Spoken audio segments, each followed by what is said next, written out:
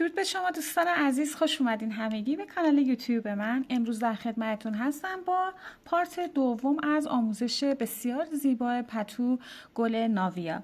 توی ویدیوی قبلی ما اومدیم موتیف شماره 1 رو با همدیگه بافت زدیم. حالا امروز توی این ویدیو میخوایم موتیف شماره 2 رو با هم ببافیم. تفاوت خیلی چندانی با هم نداره با همین موتیف شماره 1 که بافتیم. ببینید این موتیف شماره 2 هست که از این قسمت به بعدش رو من براتون توضیح میدم و البته طریقه مربع کردن کار هم کمی متفاوت تر هست.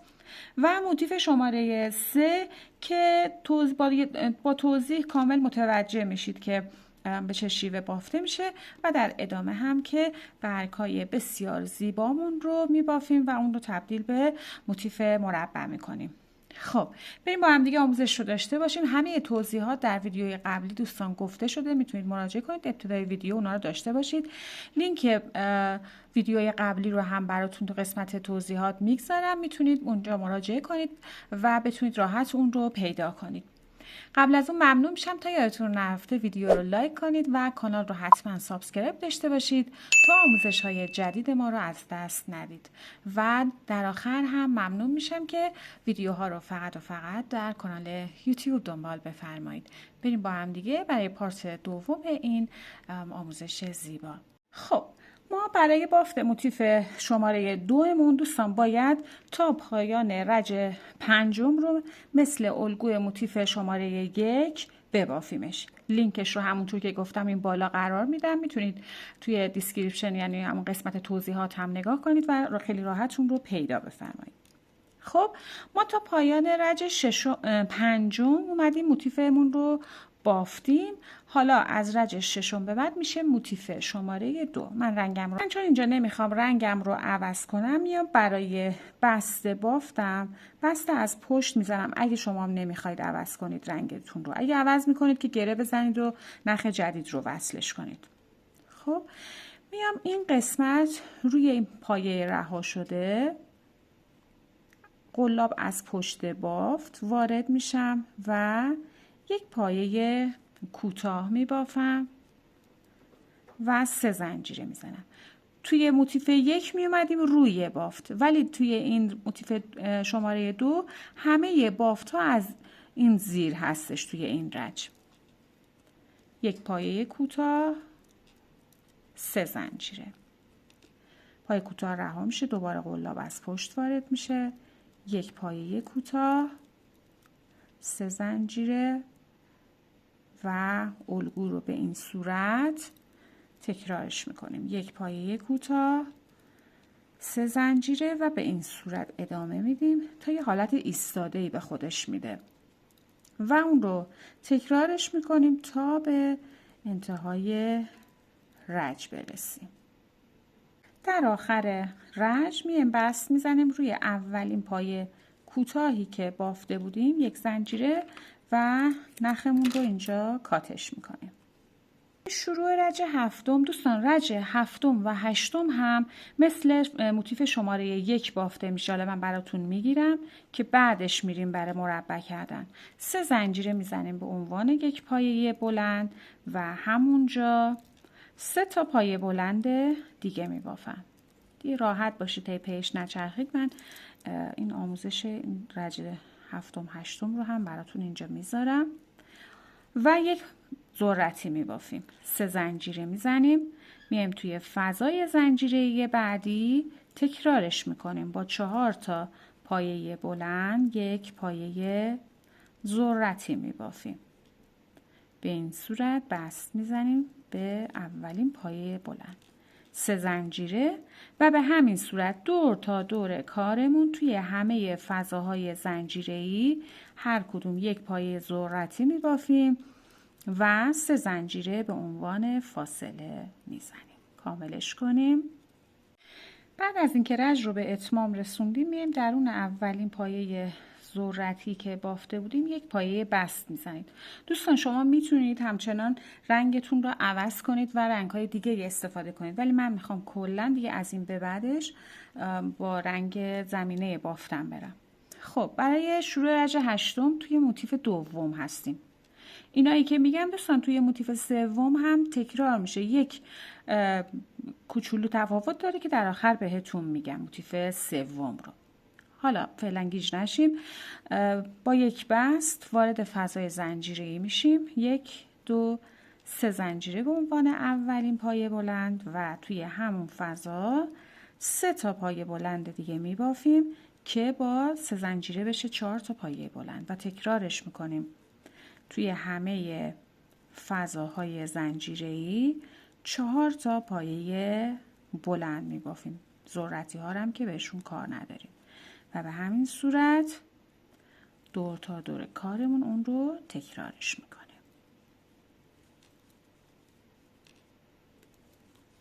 خب دوستان در موتیف شماره 2 رج 9 و 10 رو حذفش میکنیم، دیگه بافت نمیزنیم و به این صورت ببینید تا به همینجا بافتیم و برای رج بعدی به این روش که برای مربع کردن بافتمون هست، این روشی که گفته میشه رو ادامه میدیم.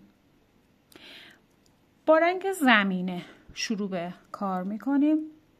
میام یکی از این دسته های 4 تایی رو در نظر بگیرید. روی 1 2 3 4 پایه 4مش به صورت برجسته از زیر نخ رو وصلش میکنیم و یک زنجیره میزنم. دوباره همون پایه رو میگیرم، یک کوتاه برجسته از زیر میبافم. روی 4مین پایه بلند از یکی از دسته ها وارد شدم. خب و 1 2 3 4 زنجیره میزنم. 1 2 3 پایه رها. روی پایه 4م یک پایه کوتاه میبافم به صورت برجسته از زیر. 1 2 3 4 زنجیره میزنم. خب حالا میام دور ذرتی بعدی رو به صورت برجسته از زیر، من دارم گوشه بافتم رو شکل میدم، میگیرم یک پایه کوتاه برجسته از زیر میبافم. 1 2 3 4 زنجیره میزنم، پایه ها رهاست. دور ذرتی بعدی رو هم به همین صورت یک پایه کوتاه برجسته از زیر بافتم که این میشه اولین گوشم. من حالا بهش یه مارکر هم میدم که گوشه رو داشته باشیم. اون فضای زنجیره‌ای که بین دور دوتا ذرتی بافته شده، این فضا که به وجود میاد این میشه گوشه بافتمون، اولین گوشه. ادامه میدم 1 2 3 4 زنجیره میزنم. حالا دیگه رو ذرتی ها بافت نمیزنم، باز ادامه میدم روی 1 2 3 4 دور 4مین پایه بلند رو از این دسته میگیرم، یک کوتاه برجسته از زیر میبافم. 1 2 3 4 زنجیره میزنم. 1 2 3 4 پایه رها. بعدی یک کوتاه برجسته از زیر و 4 زنجیره. 1 2 3 پایه رها. روی پایه 4م دورش رو میگیرم، یک کوتاه برجسته از زیر و 4 زنجیره.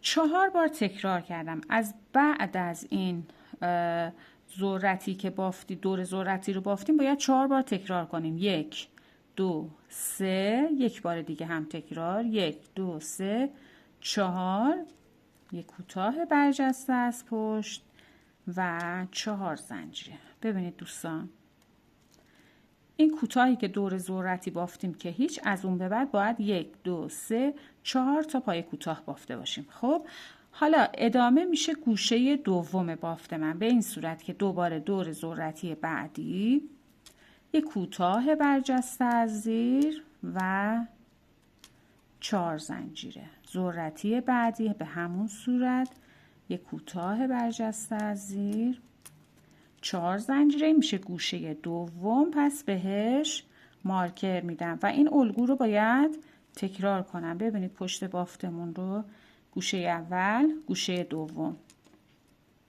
دوباره ادامه میدم همین الگو رو.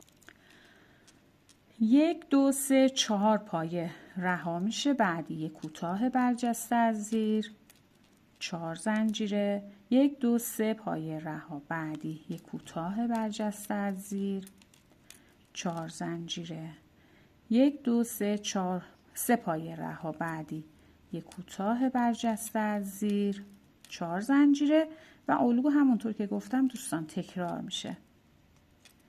چند تا بافتم بعد از این؟ 1 2 3 4. بله 4 تا بافتم. پس این الان میشه گوشه، اینی که میبافم میشه گوشه سوم من. دور ذرتی دوباره یک کوتاه برجسته از زیر، 4 زنجیره ذرتی بعدی، یک کوتاه برجسته از زیر، 4 زنجیره شد. پس این گوشه سوم من که کوتاه ها دور ذرتی بافته شد و به همین صورت گوشه بعدی رو هم شکل میدم. ببینید دوستان، حالا من تمیزکاریش رو هم هنوز انجام ندادم.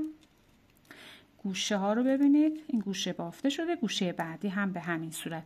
در آخر رج ببینید گوشه آخر رو که بافتم 2 تا پای کوتاه روی 2 تا پای بلند ها بافته شده به صورت برجسته از پشت. 2 تا هم که اولش بافتیم رو هم میشه 4 تا. بس میزنیم روی اولین پای کوتاه برجسته از زیری که بافته بودیم و به این ترتیب ما 4 تا گوشه برای کارمون الان درست کردیم. حالا از رج 11 به بعد دیگه تکرار موتیف اول هست. رج 11 12 و 13 رو تکرارش میکنیم. با یک اینجا من نخم رو ابتدا قطعش کنم. میخوام از گوشه بافتم شروع کنم که راحت تر باشه. خب که یه گوشه رو بهتون بگم، البته گفته شده ولی واسه راحت تر بودن یک بار دیگه تکرار میکنیم. میام از گوشه بافت شروع میکنیم، نخمون رو وصل میکنیم، 2 زنجیره به عنوان اولین پای بلند نیمه، همونجا 2 تا پای بلند نیمه دیگه میبافیم، یک خوشه یکی میکنیم، 2 زنجیره میزنیم، 2 بار نخ سر قلاب توی همون فضا با 3 تا پای دوبل نیمه یک خوشه میبافیم و همه رو یکی میکنیم، 2 زنجیره برای فاصله توی همون فضا با 3 پای بلند نیمه یک خوشه و حالا 3 زنجیره میزنیم توی فضای زنجیره بعدی، یک پایه بلند، 3 زنجیره فضای بعدی، یک پایه متوسط، 3 زنجیره فضای بعد، یک پایه کوتاه، 3 زنجیره فضای بعد، یک متوسط، 3 زنجیره فضای بعدی که فضای قبل از گوشه هست، یک پایه بلند میبافیم، 3 زنجیره و میایم الگوی گوشه رو دوباره اینجا به همین صورت گفته شده تکرار میکنیم دور تا دور کارمون. کامل ترش هم خواستید ببینید میتونید توی موتیف شماره 1 اون ویدیو رو ببینید. به آخر رج که رسیدیم بست میزنیم روی اولین خوشه‌ای که داشتیم و برای شروع رج 12 با یک بست وارد فضای زنجیره میشیم. 3 زنجیره میزنیم به عنوان اولین پایه بلند و همونجا 2 تا پایه بلند میبافیم که رو هم بشه 3 پایه بلند. میام روی خوشه وسط که با پایه دوبل بافته شده بود گوشه جدید رو تشکیل میدم، 2 تا پایه بلند، 2 زنجیره و همونجا 2 پایه بلند دیگه میبافم و ادامه میدم در فضای زنجیره‌ای بعدی 3 پایه بلند میبافم. میشه گوشه بافتمون. تو فضای زنجیره اولش 3 پایه بلند، روی خوشه وسط 2 پایه بلند، 2 زنجیره، 2 پایه بلند. در فضای زنجیره بعدی که همون گوشه هستش 3 پایه بلند بافتم و دوباره ادامه میدم توی همه فضاهای زنجیره‌ای هر کدوم 3 پایه بلند میبافم تا برسم به گوشه بافتم. به گوشه بافتم که رسیدیم الگوی گوشه رو تکرار میکنیم. به این صورت من رج رو به انتها رسوندم. بافت گوشه رو مثل همین گوشه اول که بافته بودیم کامل کردم و به همین ترتیب الگو رو ادامه میدم.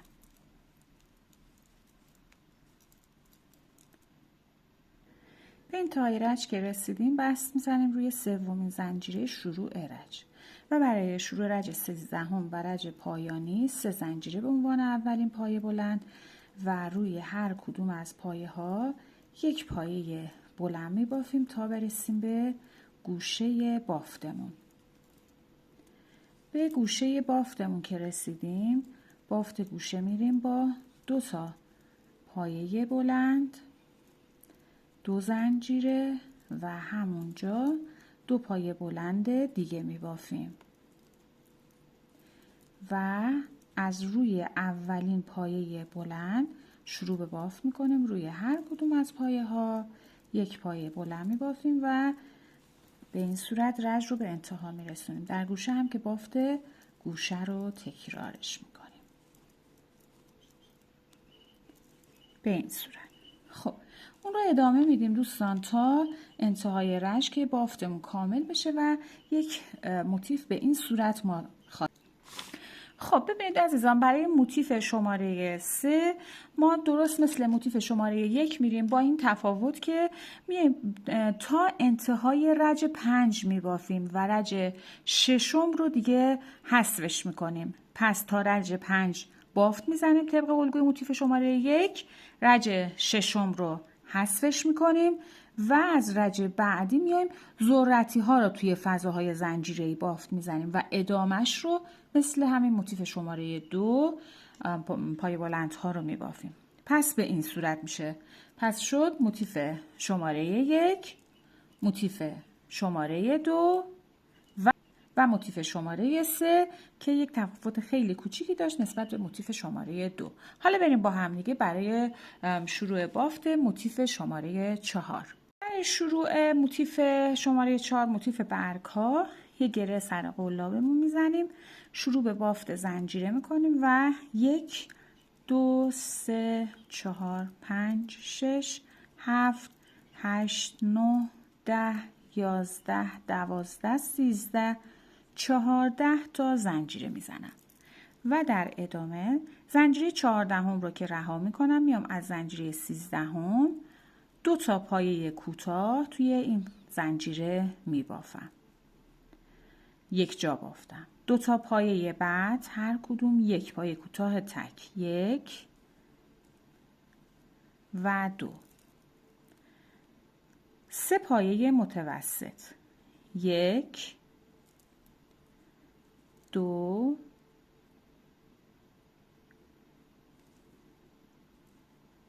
و 3. یک پایه بلند، 3 پایه متوسط، 1 2 و 3. ادامه میدم. 2 تا پایه کوتاه تک، 1 و 2. به پایه آخر که رسیدم زنجیره آخر 3 پایه کوتاه یک جا می بافم، 1 2 3. کار رو میچرخونم، میام از روی اولین پایه، این که فضای زنجیره آخر بود که 3 تا پایه کوتاه بافتم، از فضای بعد شروع میکنم، نخ اضافه رو هم همراه هم میارم، 2 پایه کوتاه، 1 و 2. 3 پایه متوسط، 1 2 و 3. یک پایه بلند. تکرار میکنم. 3 پایه متوسط، 1 2 و 3 و در ادامه 3 پایه کوتاه، 1 تک میبافم، 2 و 3. میام روی اولین پایه کوتاهی که بافتیم از اون دوتایی ها یک پایه بست میزنم و یک زنجیره. برای شروع رج دوم برگ ها یا موتیف برگ یک زنجیره میزنم همونجا، همون پایه که بست زدیم 2 تا پایه کوتاه میبافم و میام به اولین پایه کوتاه یک مارکر میدم که ابتدای رجم رو داشته باشم. به این صورت ادامه میدم. از روی پایه بعد 2 تا پایه کوتاه تک میبافم، 1 و 2. 3 پایه متوسط، 1 2 3. 3 پایه بلند، 1 2 3. 3 پایه متوسط، 1 2 و 3. 2 تا پایه کوتاه، 1 و 2. حالا میرسیم این نوک کارمون که میشه دومین پایه کوتاه از اون 3 تایی که بافته بودیم. اینجا حالا 3 تا پایه کوتاه یک جا میبافم، 1 2 و 3. تکرار میکنم. از پایه بعد 2 پایه کوتاه تک، 1 2. 3 پایه متوسط، 1 2 3. 3 پایه بلند، 1 2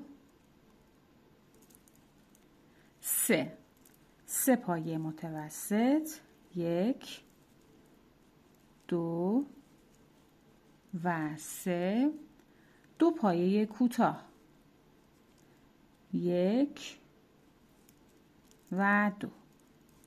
این اون زنجیره‌ای هست که ابتدای رج زدیم، به اون کار نداریم. به اولین پایه کوتاه یعنی همین جای مارکر یک پایه بست میزنیم. به این صورت این پایان رج دوممون. برای شروع رج سوم یک زنجیره میزنم، همینجا که بست زدم 2 پایه کوتاه میبافم، 1 و 2. به اولین پایه کوتاه هم یک مارکر میدم و حالا ادامه میدم. 4 تا پایه کوتاه میبافم از پایه بعد، 1 2 3 4. 2 پایه متوسط، 1 2. 2 پایه بلند، 1 و 2. پایه بعد 2 تا پایه بلند یک جا می بافم، 1 و 2. 1 پایه بلند، پایه بعد 2 پایه بلند یک جا، 1 و 2. ادامه میدم. 2 تا پایه متوسط، 1 2 و 2 پایه کوتاه، 1 و 2. پایه بعد 3 پایه کوتاه یک جا می بافم، 1 2 و 3. ادامه میدم. از پایه بعد 4 پایه کوتاه، 1 2 3 4 و 2 پایه متوسط، 1 2. 2 پایه بلند، 1 2. پایه بعد 2 تا پایه بلند یک جا جفت می بافم، 1 و 2. پایه بعد 1 پایه بلند، پایه بعد 2 پایه بلند یک جا، 1 و 2. به این صورت و 2 پایه متوسط، 1 و 2. 2 پایه کوتاه می بافم، 1 و 2. مارکر رو در میارم، بست میزنم به همون پایه و 1 2 3 4 زنجیره میزنم، نخم رو قطع میکنم. دوستان برگ هاتون رو که میبافید تمیزکاریش رو انجام ندید. این پایین برگمون هست، ببینید من همچنان نخ اضافه همراهه. خب این رو داشته باشید تا موقع اتصال دچار مشکل نشیم. به تعداد مورد نیاز از این مدل برگ میبافیم و میایم برای مربع کردن این کار. خب برای مربع کردن موتیف برگمون، انتهای برگمون که 4 تا زنجیره زدیم، این زنجیره ها رو به رو میاریم و درست پشت بافتمون پایه‌ای که روش زنجیره خورده به صورت برجسته از رو، به این صورت برجسته از زیر میگیریم و 1 2 زنجیره میزنیم و بافت رو ادامه میدیم. 1 پایه رو رها میکنیم، پایه بعدی به صورت برجسته از زیر 1 پایه کوتاه میبافیم، 2 زنجیره، 1 پایه رها، بعدی 1 کوتاه برجسته از زیر، یعنی 2 تا کوتاه برجسته از زیر بافتم، 2 زنجیره میزنم و 1 پایه رو رها میکنم، پایه بعد به صورت برجسته از زیر 1 پایه متوسط، 2 زنجیره، 1 پایه رها، بعدی 1 پایه متوسط برجسته از زیر، 2 زنجیره، پایه بعد میشه گوشه بافتم. البته بعدی رو که رها میکنم میام روی پایه بعدش 1 پایه بلند، 2 زنجیره، همونجا 1 پایه بلند دیگه میبافم، شد گوشه بافت. ادامه میدم، 2 زنجیره میزنم، 1 پایه رها میشه، پایه بعد 1 متوسط برجسته از زیر، 2 زنجیره، 1 پایه رها، بعدی 1 کوتاه برجسته از زیر، 2 زنجیره، 1 پایه رها، بعدی 1 کوتاه برجسته از زیر، 2 زنجیره، 1 پایه رها، بعدی 1 کوتاه برجسته از زیر. یعنی این قسمت من 3 تا کوتاه برجسته از زیر بافتم، 2 زنجیره میزنم، 1 پایه رها میشه، پایه بعدی میشه پایه وسطی از اون 3 تا پایه کوتاهی که یک جا بافتیم. قلاب رو وارد میکنم، 1 به پشت میبرم، 1 بسته برجسته از پشت میبافم، 2 زنجیره میزنم. این هم گوشه بافت من هست. 1 پایه رها میشه، پایه بعد 1 کوتاه برجسته از زیر، 2 زنجیره، 1 پایه رها، 3 بار تکرارش میکنم، 1 کوتاه برجسته از زیر، 2 زنجیره، 1 پایه رها، 1 کوتاه برجسته از زیر و 2 زنجیره. 3 بار تکرار کردم این قسمت کوتاه ها رو و 1 پایه رها میشه، پایه بعد 1 پایه متوسط برجسته از زیر، 2 زنجیره، 1 پایه رها، بعدی 1 پایه رها، بعدی میشه گوشه بعدی کار من، 1 پایه بلند برجسته از زیر، 2 زنجیره، همونجا دوباره 1 پایه بلند برجسته از زیر دیگه میبافم، 2 زنجیره میزنم و ادامه میدم، 1 پایه رها، بعدی 1 متوسط برجسته از زیر، 2 زنجیره، 1 پایه رها، بعدی 1 متوسط برجسته از زیر، 2 زنجیره و 1 پایه رها، بعدی 1 کوتاه برجسته از زیر، 2 زنجیره، 1 پایه رها، بعدی 1 کوتاه برجسته از زیر، 2 زنجیره. حالا میرسم این پایه که اینجا رها میشه، میرسم به ابتدای بافتم، همونجا 1 پایه بسته برجسته از زیر میبافم به این صورت.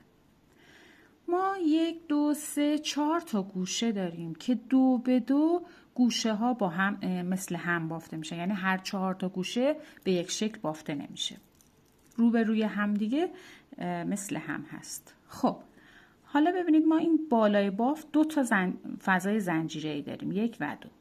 برای شروع رج پنجم برگ با 1 بست وارد فضای زنجیره‌ای میشم، 1 2 3 4 زنجیره به عنوان اولین پایه دوبل و همینجا یک پایه دوبل دیگه می بافم. همونجا یک پایه بلند می بافم.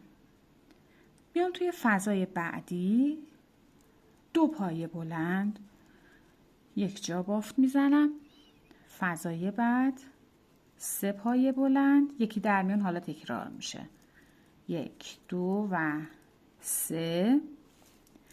فضای بعد 2 پایه بلند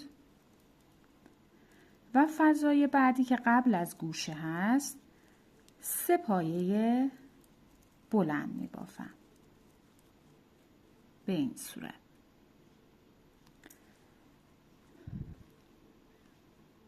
فضای بعدی گوشه بعدی کارمون هست اینجا 2 پایه بلند 1 و 2 زنجیره و همینجا 2 پایه بلند دیگه می بافم 1 و 2. فضای بعدی 3 پایه بلند 1 2 3. فضای بعد 2 پایه بلند 1 و 2. فضای بعد 3 پایه بلند. فضای بعدی 2 پایه بلند. فضای قبل از گوشه دوممون به این صورت. و در فضای گوشه ابتدا یک پایه بلند می بافم. همونجا 2 تا پایه دوبل می بافم 1 و 2 زنجیره می زنم. میام توی فضای بعدی 2 پایه دوبل می بافم. فضای بعد از پای بستمون هست.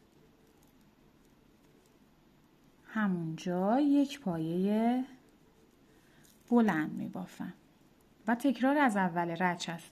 تو فضای بعد 2 پایه بلند، فضای بعد 3 پایه بلند، فضای بعدی 2 پایه بلند، فضای قبل از گوشه 3 پایه بلند و به این صورت به فضای گوشه که میرسم تکرار میکنم 2 پایه دوبل، 2 زنجیره و همونجا 2 تا پایه دوبل دیگه می بافم.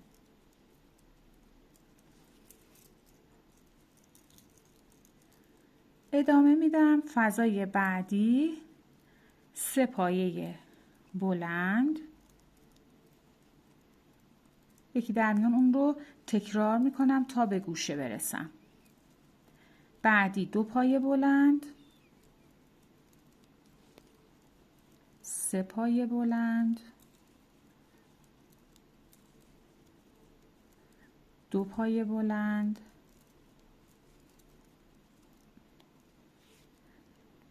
و حالا میرسم به گوشه آخر بافتم. اینجا ابتدا یک پایه بلند میبافم، 2 تا پایه دوبل یک جا، 1 میخوام و 2 زنجیره میزنم.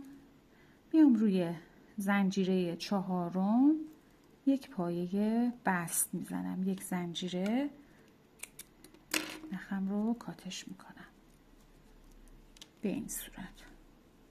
این میشه موتیف برگمون. دوستان از این موتیف شما تو هر بافت دیگه هم میتونید استفاده کنید به این صورت. به تعداد مورد نیاز و در رنگ‌های مختلف اون رو میبافیم و میایم برای اتصال. خب برای اتصال بافتمون دقت داشته باشید که باید موتیف ها به این صورت قرار بگیره.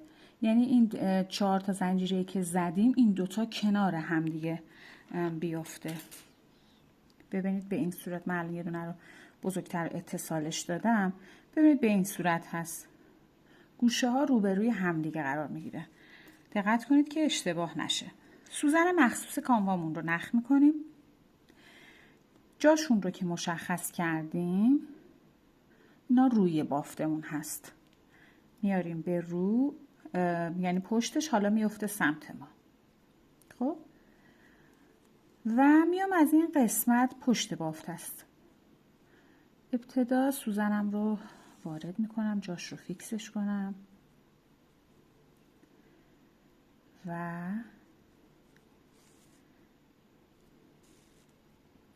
به این صورت و میام از روی اولین زنجیره‌ای که زدیم یک لوپش رو میگیرم. موتیف زیری هم به همین صورت، لوپ پشتی، اولین زنجیره لوپ پشتیش رو میگیریم و شروع به دوخت میکنیم، در واقع اتصال میدیم به این صورت. یک لوپ، حالا زنجیره دومه، زنجیره ها رو حتما باید بگیرید، هم انتهای بافت هم ابتدای بافت. و حالا از روی اولین پایه بلند، زیر و رو با هم، پایه بعدی جای بستمون هست، به این صورت میگیریم و کار اتصال موتیف هامون رو ادامه میدیم به این صورت. لوپ پشتی هر کدوم از موتیف ها درست روبروی همدیگه هست، به این صورت گرفته میشه و بست میزنیم و در واقع کوک میزنیم. خب اون رو ادامه میدیم تا به گوشه بافتمون برسیم.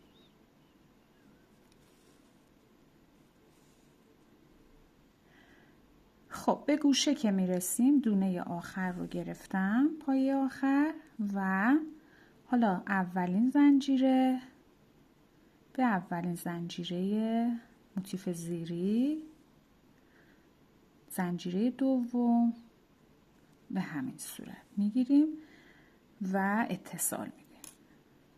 خب ببینید این الان روی بافتمون شد، به این صورت در میاد.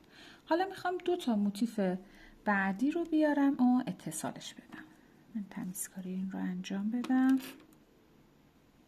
خب 2 تا موتیف بعدی رو هم که میخوایم اتصال بدیم، باز به همون صورت، ببینید به این شکل کنار هم دیگه قرار میگیره، روی هم میاد. دقت کنید که اشتباه نذارید.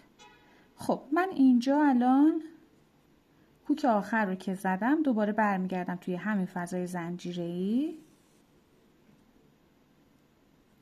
و میام اتصال میدم. موتیف بعدی هم از اولین پایه، اولین زنجیره‌ای که داریم وارد میشم، زیر و رو با هم و اتصال میدم. اینا خودشون به هم وصل میشه. اینو بکشید که این وسط فاصله ایجاد نشه و از روی زنجیره دوم ادامه میدم. بعد که سمت دیگر رو ببافیم این وسط بدوزیم، اوکی میشه. از روی اولین پایه ادامه میدیم. جای بست هست برای من. یک نخش رو میگیریم به همین صورت.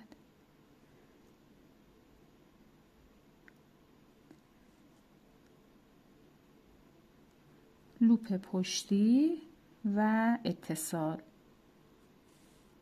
به این شکل موتیف هامون رو به هم وصلش میکنیم. باز به گوشه که رسیدیم از روی زنجیره ها هم هر کدوم یک نخ میگیریم و یک کوک در واقع میزنیم به این صورت. خب کار که به رو بیاد به این شکل هست. این قسمت وسط بافتمونه و میایم حالا این اتصال بدیم. خب سمت دیگه بافت رو هم که میخوایم اتصال بدیم به همین صورت کار رو به روی هم دیگه میذاریم و از قسمت گوشه بافت همون صورت به صورتی که سمت دیگر رو اتصالش رو رفتیم، اینجا هم به همون صورت اتصال کار رو انجام میدیم و یک گره مانند بشه که خود نگه داره به این شکل. خب دوباره از روی اولین پایه اولین زنجیره گوشه موتیف زیر و رو با هم میگیرم و شروع میکنم به اتصال. یک دور دیگه هم بهتره که برم.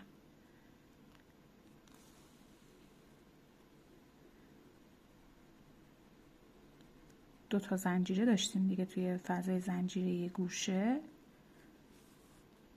به این صورت و دوباره از روی اولین پایه زیر و رو با هم میگیریم و موتیف هامون رو به هم به این صورت اتصال میدیم.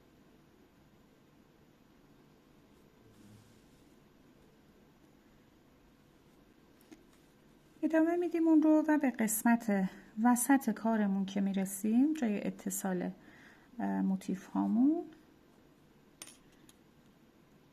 باز هم یک نخ از هر سمت رو میگیریم و اتصال میدیم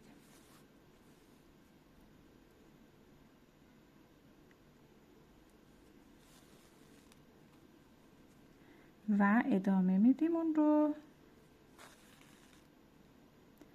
از روی پایه ها هر کدوم لوپ پشتی کاملش میکنیم.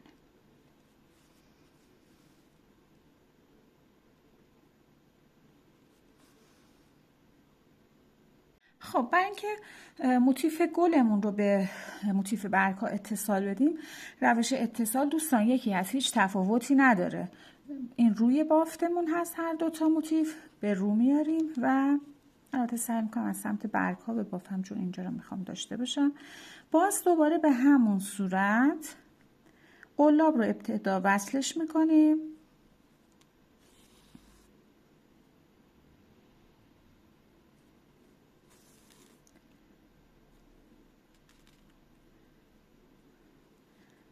و دوباره از بالای بافتمون اولین زنجیره ها کار رو وصلش میکنیم. زنجیره روی زنجیره و پایه ها هم که به همین صورت روبروی هر کدوم روبروی هم لوپ پشتی اتصال. صورت اتصال کارمون رو انجام میدیم طبق همون چیزی که انجام میدادیم، هیچ فرقی نمیکنه. ادامه میدیم تا به آخر رژ برسیم. به همین صورت هر تعداد موتیفی که داریم، موتیف گل و موتیف برگ ها رو به اندازه مورد نیاز، حالا دیگه سلیقه‌ای هست، اونها رو کنار هم دیگه میچینیم و ابتدا اول چینش داشته باشید و بعد اتصال بدید که دقیق بدونید مدلتون چیه.